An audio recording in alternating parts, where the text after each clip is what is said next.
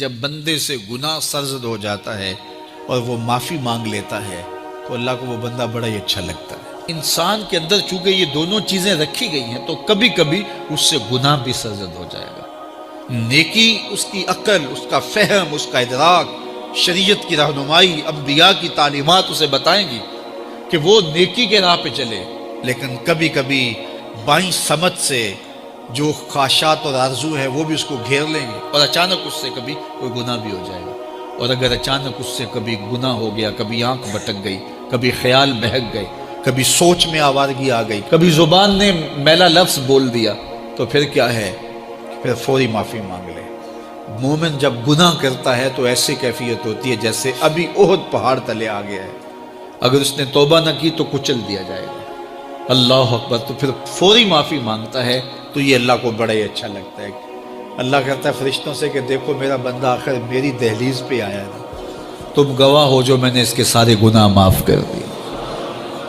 تو گناہ کے بعد جو شرمندگی ہے، دیکھیے ایک اور جملہ کہتا ہوں، نیکی کرنے کے بعد جو تکبر پیدا ہوتا ہے، میں بڑی نیکی کر لی ہے، اور باقیوں کو بندہ حقیر سمجھنے لگتا ہے، اور اس سے کوئی غلطی سرزد ہو جائے اس کے بعد شرمندگی ہوتی ہے اور اپنے آپ کو چھوٹا سمجھنے لگتا ہے اور اللہ سے معافی مانگتا ہے، تو اس نیکی کرنے کے بعد وہ جو آپ کے اندر تکبر اور رعونت اور عجب پیدا ہوا، اس سے کہیں بہتر ہے کہ آپ سے اگر کوئی خطا سرزد ہوئی تھی تو اس سے آپ کے اندر عجز اور توبہ کا جذبہ پیدا ہو۔ اور اللہ کو یہ بڑا پسند ہے کہ کوئی بندہ، چونکہ ممکن ہی نہیں ہے کہ جب انسان ہے اس کے اندر یہ خواہشات رکھی ہیں تو کبھی اس سے، یہ انبیاء کی ذوات ہیں جو پاک ہیں، باقی کبھی کچھ خطا سرزد ہو جائے گی، اس سے معذرت کر لیں۔ آپ نے نام سنا ہوگا ایاس کا، محمود غزنوی کا بڑا محبوب وزیر تھا اور بہت زیادہ بادشاہ اس سے محبت کرتا تھا، تو آیان سلطنت جلتے تھے، تو بادشاہ گاہے گاہے کوئی ایسا منظر ان کو دکھلاتا کہ اس سے میں خاص پیار کیوں کرتا ہوں۔ ایک دن بادشاہ کے ہاتھ میں موتیوں کی بھری ڈبیا تھی اور محل کے اندر یہ ایک حوض تھا، تالاب تھا، تو اس کے اندر اس نے وہ سارے موتی پھینک دیے۔ شفاف پانی اور نیچے فرش پہ پڑے ہوئے موتی نظر آ رہے ہیں، تو اس نے ایک وزیر کو کہا کہ یہ موتی نکال کے لاؤ، اور سنو اپنا لباس اور اپنا بدن نہیں بھیگنے دینا۔ تو سب نے کہا یہ کیسے ہوگا کہ موتی بھی تہ سے نکال کے لائیں اور بدن بھی اور کپڑے بھی نہ بھیگیں؟ تو دوسرے کو کہا، اس نے کہا حضرت یہ کیسے ہوگا، یہ شرط ہٹائیں تو پھر میں نکال کے لاؤں۔ جب بات آئی ایاز کی تو ایاز نے فوراً چھلانگ لگا دی، موتی پکڑے، ڈھونڈے، ہتھیلی میں لیے اور کانپتے ہوئے بدن کے ساتھ بادشاہ کے سامنے پیش ہوا۔ حضور یہ لے لیجئے۔ بادشاہ غصے میں تھا کہ میں نے کہا تھا لباس اور کپڑے بھیگنے نہیں چاہیے، تیرے بدن سے پانی نچڑ رہا ہے، تیرے لباس سے پانی نچڑ رہا ہے، یہ کیا؟ تو ایاز نے ہاتھ باندھ کے کہا، بادشاہ سلامت، آپ کے دو حکم تھے، ایک حکم یہ تھا کہ موتی نکال کے لانے، دوسرا حکم یہ تھا کہ کپڑے اور بدن بھیگنا نہیں چاہیے۔ ایک کام میں نے کر دیا ہے، دوسری غلطی ہو گئی ہے، معافی چاہتا ہوں۔ تو کہا وزیرو یہ ہے خوبی اس کی، تم نے کہا ہم کیسے نکال کے لائیں، اس تالاب میں اتریں گے تو بدن تو بھیگے گا ہی بھیگے گا۔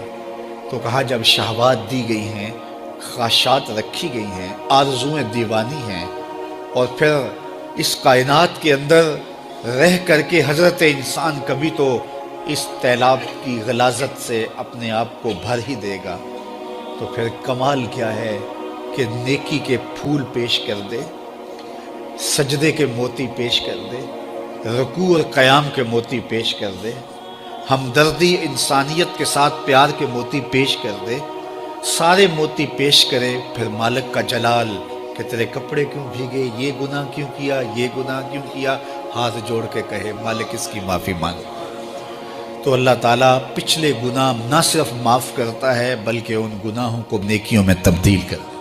وہ ایک فقیر بادشاہ کے دربار میں جا نکلا نا، تو کہا کہ بادشاہ یہ تخت و تاج کیا ہوتے ہیں، اس کی کوئی قیمت نہیں ہے۔ تو بادشاہ ہنس کے کہنے لگا اس فقیر کو باہر نکالو، اسے کیا پتہ ہے کہ تخت و تاج کیا ہوتے ہیں، اس کی لذت کیا ہوتی ہے۔ جب خدام کھڑے ہوتے ہیں، استقبال کر رہے ہوتے ہیں، جب تخت پہ بیٹھے اور ساری رعایا نیچے بیٹھی ہوتی ہے، اس نے کہا نکالو فقیر کو، اس کو کیا پتہ۔ بادشاہ ایک دن شکار کرنے گیا تو وہاں اس کا گھوڑا جو ہے وہ سرکش ہو گیا اور ایسی جگہ پہ لے گیا کہ جہاں نہ پانی تھا اور نہ کوئی اور چیز.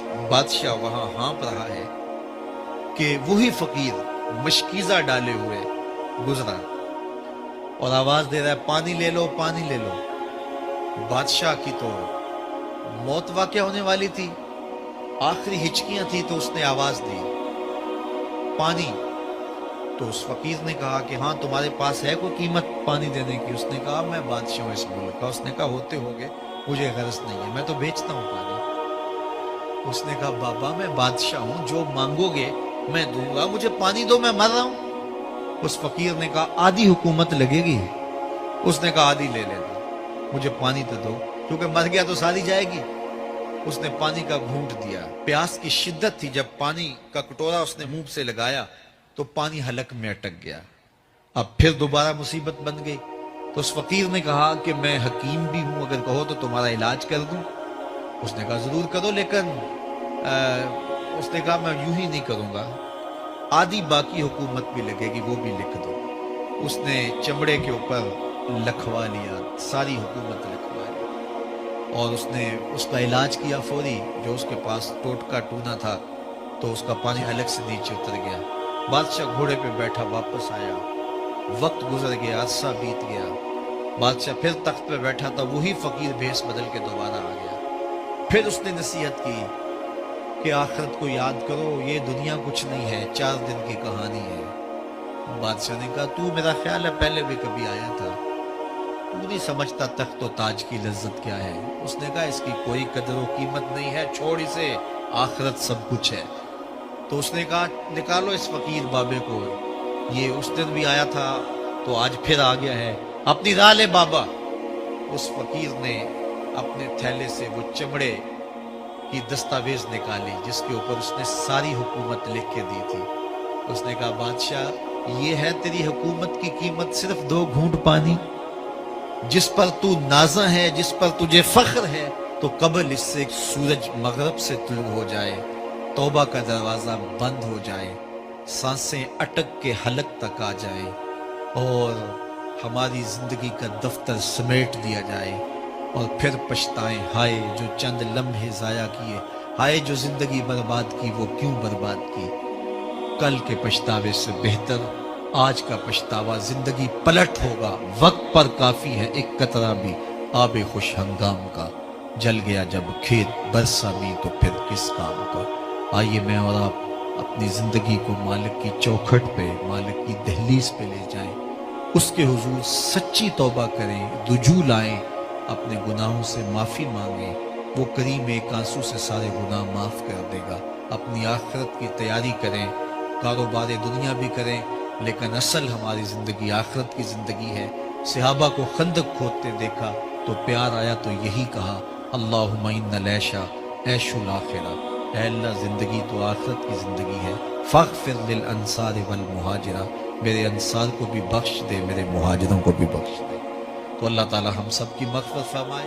زکوٰۃ کا نصاب کیا ہے؟ 7.5 تولے سونا یا 52.5 تولے چاندی, یا ان میں سے جس کی قیمت کم ہو اس مقدار کی رقم, اس پہ 1 سال گزر جائے تو زکوٰۃ واجب ہو جائے گی. اور اگر کوئی تاخیر کرتا ہے تو گناہ گار ہوگا, لیکن اگر کوئی ایڈوانس بھی دے دیتا ہے تو زکوٰۃ اس کی بھی ہو جائے گی, کہ 2 سالوں کی اکٹھی زکوٰۃ دے دیتا ہے تو یہ بھی جائز ہوگی کہ اس نے ایڈوانس زکوٰۃ دے دی. اب زکوٰۃ کے مصارف کیا ہیں؟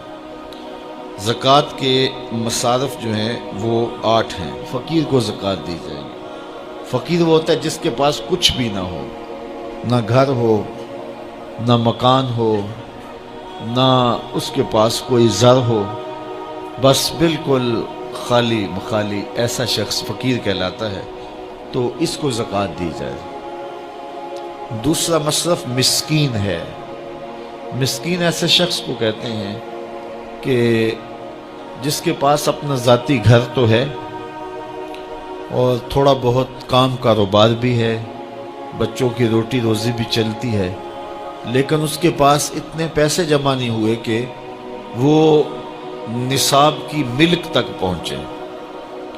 یعنی 7.5 تولے سونا یا 52.5 تولے چاندی یا ان دونوں میں سے کسی ایک کی قیمت اس کے پاس نہیں ہے تو وہ مسکین کہلائے گا، تو وہ بھی زکوٰۃ کا مستحق ہے۔ تیسرا رقاب، یعنی غلام کو آزاد کرنے کے لیے اس کو زکوٰۃ دی جا سکتی ہے تاکہ وہ اپنی قیمت دے کر کے اپنے آقا سے اپنی جان چھڑا لے۔ اور چوتھا غارم، غارم وہ ہے جو قرضے تلے دب گیا ہے اور اس کے پاس قرضہ اتارنے کے لیے کچھ نہیں ہے، تو اس مقروض کا قرض اتارنے کے لیے اس کو زکوٰۃ دی جا سکتی ہے۔ پانچواں شخص فی سبیل اللہ، فی سبیل اللہ وہ شخص ہے کہ جو اللہ کی راہ میں نکلا ہوا ہے، جو مدارس دینیہ کے طلبہ ہیں وہ بھی اس زمرے میں آتے ہیں، ان کو زکوٰۃ دی جا سکتی ہے۔